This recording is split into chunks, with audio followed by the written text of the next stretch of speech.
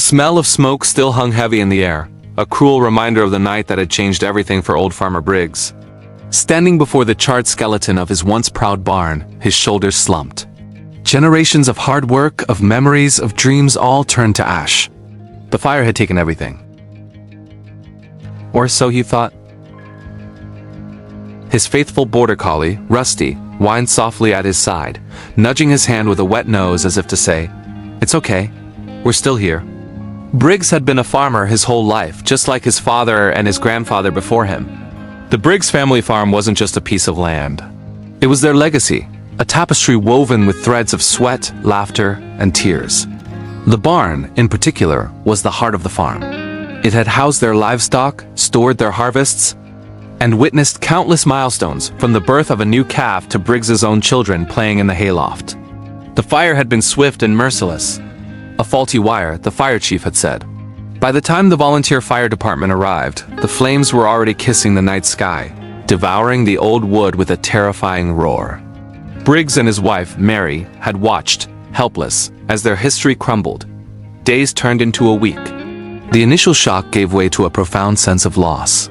Insurance would cover some of the cost, but how could it replace the hand-hewn beams carved with his grandfather's initials? How could it replace the feeling of safety and permanence the barn had always provided? Briggs walked the perimeter of the wreckage each morning, his boots crunching on debris, his heart as hollow as the burned-out structure. Rusty was always with him, a furry shadow offering silent, unwavering support. The dog seemed to sense his master's grief, staying closer than usual, his normally energetic demeanor replaced by a quiet watchfulness. One morning, as Briggs stared into the blackened abyss, something shifted.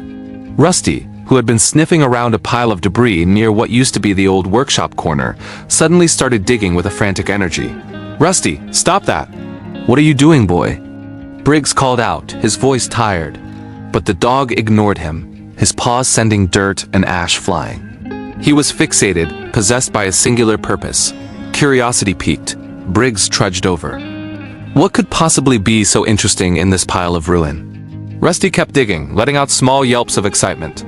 He'd pause, look back at Briggs, then resume his work with renewed vigor. Briggs knelt, his old knees protesting, and began to help clear the debris. Beneath a half-burnt plank and a layer of soot-covered earth, Rusty's paws hit something hard. It was metal. Together, man and dog cleared away the rest of the dirt. There, nestled in the ground, was a small, scorched metal box. Briggs's breath caught in his throat. He recognized it instantly. It was his grandfather's old lockbox, a thing he hadn't seen in decades. He'd assumed it had been lost to time, perhaps cleared out and forgotten long ago. The lock was fused shut by the heat, but the box itself, though blackened, was intact. With a surge of adrenaline he hadn't felt in weeks, Briggs carried the box back to the farmhouse. He grabbed a hammer and a chisel from his toolbox, his hands trembling slightly. Mary came to watch, her eyes wide with a mixture of hope and apprehension. With a few careful strikes, the rusted lock gave way. Briggs lifted the lid. Inside, protected from the flames by the sturdy metal and the packed earth, lay a collection of items wrapped in oilcloth. He carefully unwrapped the bundle. At the top was a stack of old, leather-bound journals. He opened the first one. It was his grandfather's handwriting, detailing the daily life of the farm from a century ago, his struggles, his triumphs, his hopes for the future. Page after page was filled with stories Briggs had never heard, of droughts and bumper crops, of the birth of his own father. It was a direct line to his past, a voice from the ashes. But that wasn't all. Beneath the journals lay another, smaller bundle. Unwrapping it, Briggs found a collection of old photographs. The sepia-toned faces of his ancestors staring back at him. And tucked among them were several stacks of old currency and what looked like savings bonds, carefully preserved. It wasn't a life-changing fortune, but it was significant. It was a seed, a starting point. It was a message from his grandfather, a provision for a rainy day he could never have imagined. Tears streamed down Briggs's face, but these were not tears of sorrow. They were tears of gratitude, of overwhelming relief.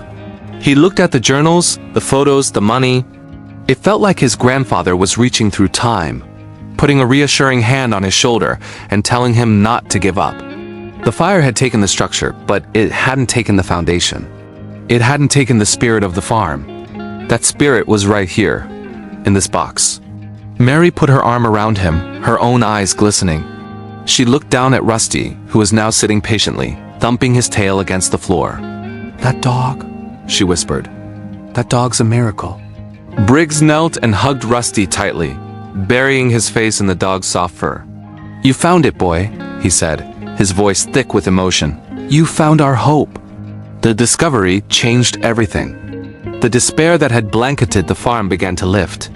The lockbox wasn't just a collection of old items. It was a symbol. It was proof that even from the most devastating destruction, something can be saved. Something can be reborn. The money provided the means to start rebuilding, not just a barn but their future. The journals and photos provided the motivation, reminding Briggs of the legacy he was a part of, the resilience that ran in his blood. The news of the discovery spread through their small rural community. Neighbors who had already offered support now redoubled their efforts. They saw the fire not just as Briggs's tragedy, but as a community loss, and the rebuilding as a community project. A barn raising was organized, just like in the old days his grandfather had written about. People came from all over the county, bringing lumber, tools, and food. The air, once thick with the smell of smoke, was now filled with the sounds of hammers, saws, and cheerful chatter. Briggs, with a new light in his eyes, directed the work, his grandfather's journal tucked in his pocket. He wasn't just rebuilding a barn. He was honoring his heritage. He incorporated design elements from his grandfather's sketches and made sure a special, fireproof cornerstone was laid, with a plaque that read, "Built with the strength of the past, for the hope of the future." And through it all, Rusty was there, a furry foreman trotting among the volunteers, accepting pats and doling out happy licks, the hero of the hour. In the end, the new barn was stronger, safer, and more beautiful than the old one. But more importantly, it was filled with a new kind of spirit, the spirit of community, resilience, and the unbreakable bond between a man and his dog. Farmer Briggs learned that what we build with our hands can be lost, but what we build in our hearts, the love for family, heritage, and our loyal companions, can endure any fire. Sometimes you just need a little help from a furry friend to dig it back up. Thanks for watching. If this story touched your heart, please give it a like and subscribe for more amazing tailies.